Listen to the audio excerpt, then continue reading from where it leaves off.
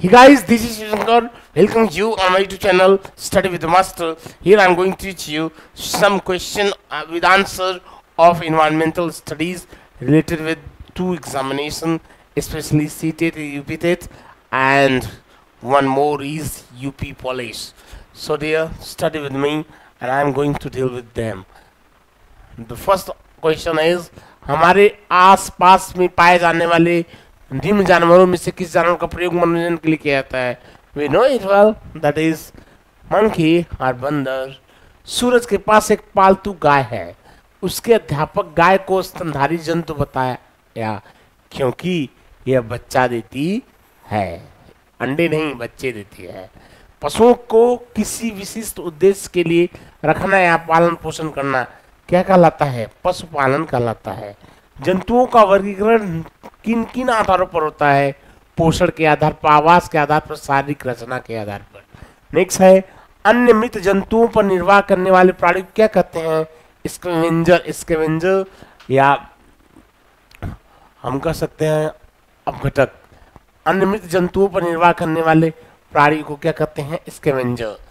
जीवों के व्यवहार का अध्ययन किया जाता है इथोलॉजी में। जीवों के व्यवहार का अध्ययन इथोलॉजी में किया जाता है। रात में जागने वाले जानवर हर चीज को किस रंग में देखते हैं? केवल काली और सफेद ही देखते हैं। केवल रात में जागने वाले जानवर हर चीज को किस रंग में देखते हैं? केवल काली एवं सफेद के रूप में। निम्न में से कौन सा गर्म पौधों को जंतुओं से अलग करता है? क्लोरोफिल तथा रसधानी। क्लोरोफिल और रसधानी। निम्न में से कौन गर्म पौधों को जंतुओं से अलग करता है? क्लोरोफिल तथा रसधानी।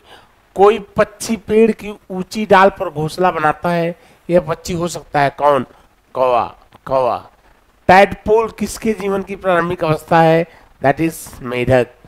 एंड भैंस की पीठ पर अक्सर बगुला इग्रेट पक्षी पाया बैठा दिखाई देता है।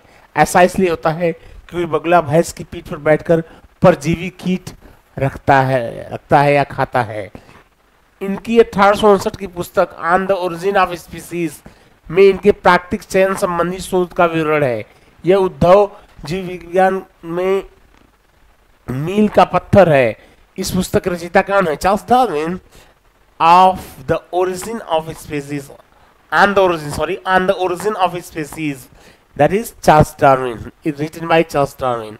नेक्स्ट है, जब एक जीव लाभ लेता है बिना दूसरे सहवासी जीव को प्रभावित किए तो कहलाता है क्या? सहभोजी। इसको कहते हैं सहभोजी। बिहार के गांव में बहुत से किसान अतिरिक्त धन कमाने के लिए मधुमक्खी पालन कर शहद एकत्रित करने का कार्य करते हैं। मधुमक्खी पालन करने का सबसे अच्छा समय है कब? अक्टूबर से दिसंबर तक। कौन से जैविक कारक नहीं है? प्रस्तर। प्रस्तर जैविक कारक नहीं है क्योंकि प्रस्तर मीन्स होता है रॉक और पत्थर।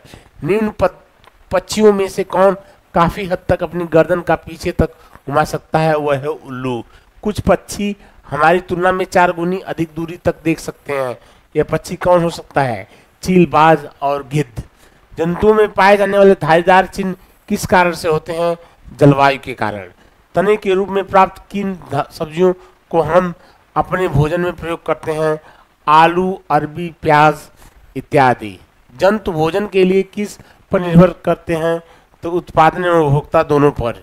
मनुष्य को सर्वाहारी कहा जाता है क्योंकि वह पौधों और जीवों दोनों को उत्पादक को खाता है। पौधों और जीवों दोनों के उत्पादक को खाता है, इसीलिए सर्वाहारी कहते हैं। तिलचट्टे को उसके खाद्य पदार्थों के आधार पर किस श्रेणी में रखा जाता है? सर्वाहारी के रूप में। मृत जीवों को मृत जीवी इसलिए कहा जाता है क्योंकि मृत जीवों को खाते हैं। मनुष्य के शरीर के लिए ऊर्जा का प्रमुख स्रोत क्या है? कार्बोहाइड्रेट है।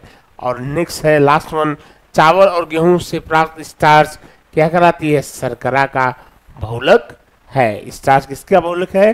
शर्करा का। So in this way we have studied 25 question in first mode. So with that you can utilize the knowledge regarding upcoming examination of your CTET and UPTET and UP Police. You can utilize these type of question over there and please study with me. Thank you very much. You have given me your time. That's great.